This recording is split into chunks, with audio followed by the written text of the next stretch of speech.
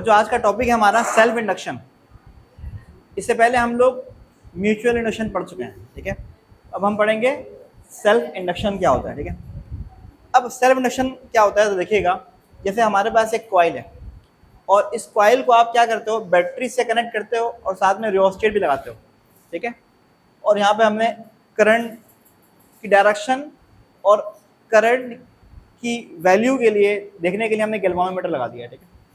अब क्या होगा, जब इस कॉइल में करंट फ्लो होगा, जब इस कॉइल में करंट फ्लो होगा तो इस कॉइल में मैग्नेटिक फील्ड जो होगी वो क्या होगी, प्रोड्यूस हो जाएगी, ठीक है। तो अगर आप करंट चेंज करेंगे तो क्या होगा, मैग्नेटिक फील्ड भी चेंज होगी और वो चेंजिंग मैग्नेटिक फील्ड इस कॉइल को खुद भी लगेगी, जिसकी वजह से इस कॉइल का अपना मैग्नेटिक फ्लक्स भी क्या होगा, चेंज होगा।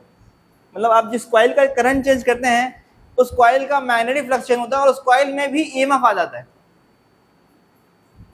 इस ईएमएफ का नाम रखते हैं हम इंड्यूस ईएमएफ और इस अमल का नाम क्या है, सेल्फ इंडक्शन, ठीक है। मतलब किसी भी कॉइल का आप करंट चेंज करेंगे तो उस कॉइल का अपना फ्लक्स चेंज होगा, जिसकी वजह से उस कॉइल में एक ईएमएफ इंड्यूस होगा, इसका नाम है इंड्यूस ईएमएफ।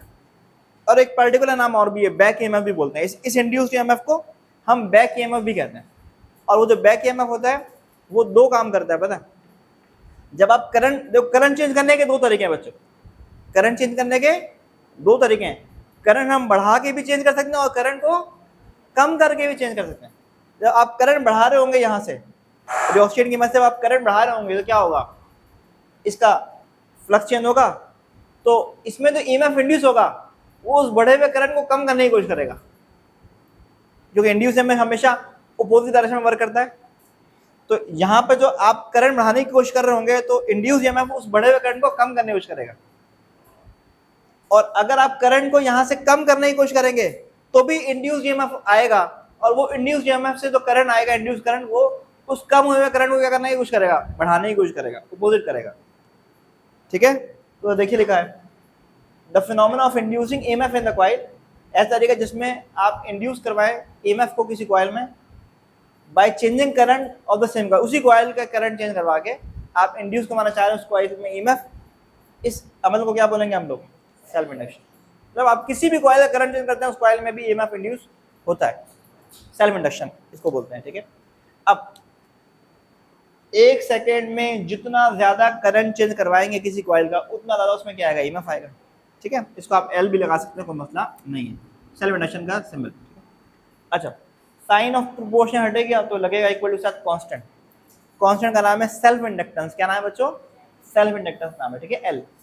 अब फैराडे लॉ ने हमें बताया, क्या बताया कि ईएमएफ बराबर है किसी भी कॉइल में जो ईएमएफ आ रहा है वो डायरेक्टली प्रोपोर्शनल होगा rate of change of flux के। तो उससे फैराडे लॉ की इक्वेशन आई। तो अगेन सेल्फ इंडक्शन की बात हो रही है तो यहाँ पर हम एल लिख देते हैं, तो मसला नहीं है, ठीक है। तो इन दोनों इक्वेशन में एक एक साइड सेम है, तो इनको क्या करेंगे, मैंने आपसे कहा बच्चों कि जब भी आप स्विच ऑन करते हैं तो इंडक्टर में पहले करंट की वैल्यू जीरो होती है, लेकिन जैसे ही स्विच ऑन करते हैं तो करंट की वैल्यू उसमें बढ़ना शुरू होती है और फिर इंडक्टर में एक वैल्यू करंट की मैक्सिमम फ्लो हो रही होती है, उसको हमने क्या बोल दिया, आई, ठीक है। और इस अब करंट की वैल्यू पहले जीरो, फिर बाद में करंट की वैल्यू मैक्सिमम आई हो गई, तो वो चेंजिंग करंट है ना, करंट चेंज हो रहा है, ठीक है। पहले जीरो फिर बड़ी वैल्यू आई हो गई, तो करंट जीरो से बढ़कर आई हुआ, मतलब करंट क्या हुआ है, चेंज हुआ है। तो वो चेंजिंग करंट जो होगा उससे क्या होगा बच्चों, मैग्नेटिक फ्लक्स चेंज होगा। करंट चेंज होगा तो मैग्नेटिक फ्लक्स चेंज होगा, ठीक है। कॉइल का मैग्नेटिक फ्लक्स चेंज होगा जिससे उस कॉइल में ईएमएफ इंड्यूस हो जाएगा। वही बताया गया अभी सेल्फ इंडक्शन में कि जब भी किसी कॉइल में करंट क्या होता है, चेंज होता है, तो उस कॉइल का जो है वो मैग्नेटिक फील्ड चेंज होता है, वो चेंजिंग मैग्नेटिक फील्ड उस कॉइल के अपने एरिया पर रखती है, उसका फ्लक्स चेंज होता है और चेंजिंग फ्लक्स की वजह से उस कॉइल में ईएमएफ इंड्यूस हो जाता है, ठीक है। तो यहाँ पे ये बताया गया कि करंट की वैल्यू पहले जीरो थी, बाद में मैक्सिमम वैल्यू हो गई, तो चेंजिंग करंट की वजह से मैग्नेटिक फ्लक्स भी क्या हो गया, चेंज हो गया, जिसकी वजह से उस कॉइल में ईएमएफ इंड्यूस हो गया, ठीक है। वो इंड्यूस ईएमएफ क्या कर रहा है, वो इंड्यूस ईएमएफ जो है वो वर्क करेगा बैटरी वाले ईएमएफ के अगेंस्ट। भाई बैटरी में तो ईएमएफ है ना मौजूद, जो आपका ईएमएफ इंड्यूस हो रहा है कॉइल में, वो इंड्यूस ईएमएफ बैटरी वाले ईएमएफ के अगेंस्ट वर्क करेगा। वो इंड्यूस ईएमएफ का अलग करंट, इंड्यूस करंट जो होगा वो बैटरी वाले करंट के क्या करेगा, उसको अपोज करेगा, ठीक है, लिखा हुआ है। इंड्यूस ईएमएफ जो है वर्क करेगा मिनिमाइज करने के लिए करंट को, जो कि बैटरी से करंट आया है। इंड्यूस ईएमएफ से मतलब वोल्टेज का काम है करंट प्रोड्यूस करना ना, तो इंड्यूस ईएमएफ से इंड्यूस करंट आया, वो इंड्यूस करंट क्या करेगा, बैटरी वाले करंट को अपोज करने लग जाएगा, ठीक है। अब पहले हम ये देखेंगे कि बैटरी में कितना वर्क हो रहा है। बच्चों आपने इलेक्ट्रोस्टैटिक पोटेंशियल पढ़ा हुआ है, क्या पढ़ा है, V बराबर है या वोल्टेज बराबर है पोटेंशियल डिफरेंस बराबर है वर्क अपॉन चार्ज, ये पढ़ा आप लोगों ने, ठीक है। तो मैं वर्क को अलग करूंगा तो delta V into delta Q हो जाएगा, ठीक है।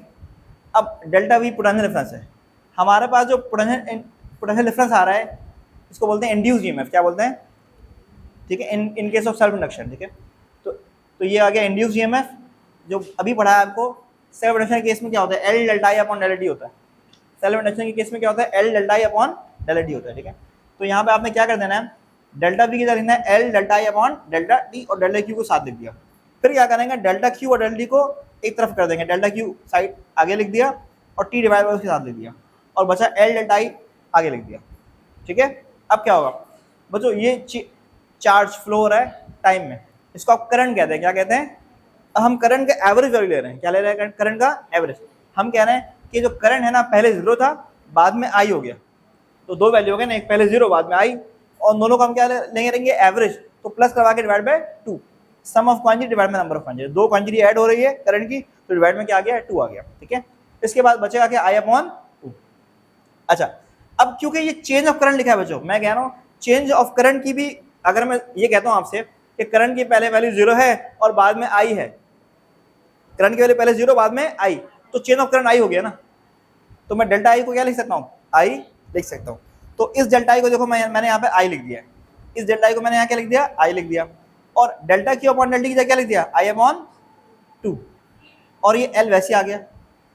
ये बात समझ में आई मेरी, फिर बता रहा हूँ, डेल्टा Q अपॉन डेल्टा की जगह क्या लिखना है मैंने, I अपॉन 2, I अपॉन 2 लिख दिया आपने, ये L वैसे आ गया। और मैंने कहा चेंज ऑफ करंट कितना होगा, पहले 0 बाद में I, तो चेंज ऑफ करंट I होगा, चेंज ऑफ करंट क्या होगा बच्चों, I होगा, ठीक है। तो इसको अगर आप सिंप्लीफाई करेंगे तो क्या होगा, हाफ डिवाइड में 2, उसको आगे लिखोगे half L I into I का स्क्वायर, और आपको पता है बच्चों वर्क डन इतना है तो एनर्जी भी इतनी होगी, जो वर्क डन हमेशा स्टोर होता है in the form of energy, तो वर्क डन स्टोर होगा in the form of energy. तो ये फॉर्मूला जो आया हुआ है ये एनर्जी का फॉर्मूला है, जो कि सेल्फ इंडक्शन के केस में आ रहा है। ये बात समझ में आई। तो आपने दो टॉपिक पढ़ा है अभी कि सेल्फ इंडक्शन क्या होता है, ये पढ़ा आपने, और सेल्फ इंडक्शन के केस में जो एनर्जी प्रोड्यूस हो रही है वो आपने पढ़ी। और एनर्जी कैसे प्रोड्यूस हो रही है बच्चों, कि जब भी किसी भी इंडक्टर में डीसी करंट फ्लो करता है तो उसमें एनर्जी स्टोर रहती है, और उस वक्त तक वो एनर्जी रहती है जब तक वो करंट उसमें हो।